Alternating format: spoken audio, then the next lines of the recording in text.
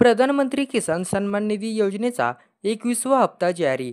महाराष्ट्रातील शेतकऱ्यांना किती मिळणार लाभ जाणून घेऊया आजच्या व्हिडिओमध्ये सविस्तर माहिती. शेतकरी मित्रांनो, आपल्या चॅनलवर तुम्ही सर्वप्रथम नवीन असाल तर चॅनलला सबस्क्राईब करा. केंद्र सरकारच्या महत्वाकांक्षी प्रधानमंत्री किसान सन्मान निधी योजनेअंतर्गत देशातील लाखो शेतकऱ्यांना थेट आर्थिक सहाय्य दिले जाते.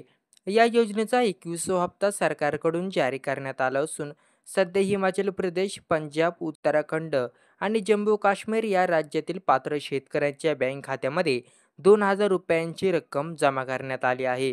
या राज्यामध्ये गेल्या काही महिन्यांपासून अतिवृष्टी, पूरस्थिती आणि नैसर्गिक आपत्तीमुळे मोठ्या प्रमाणावर शेतीचं नुकसान झालं होतं. अनेक ठिकाणी पिके वाहून गेली. शेतीयोग्य जमिनीवर पाणी साचल्यामुळे उत्पादनावर गंभीर परिणाम झाला.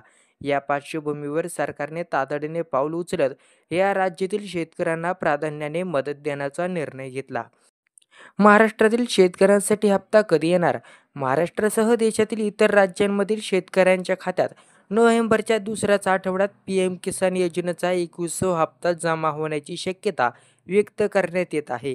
मात्र याबाबतची अधिकृत घोषणा अद्याप झाली नाही. दरम्यान अनेक शेतकरी बेनिफिशरी स्टेटस पोर्टलवर आपला अर्ज मंजूर झाल्याचं पाहू शकतात.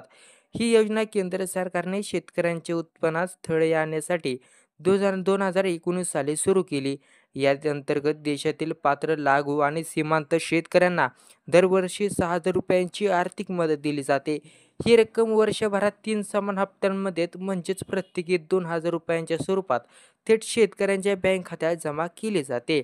शेतकऱ्यांनी या योजनेचा लाभ घेण्यासाठी पीएम किसानच्या अधिकृत वेबसाईटवर pmkisan.government.in नोंदणी करणे आवश्यक आहे. अर्जदाराकडे आधार कार्ड, बँक खातं आणि जमीन मालकीचे पुरावे असणे बंधनकारक आहे.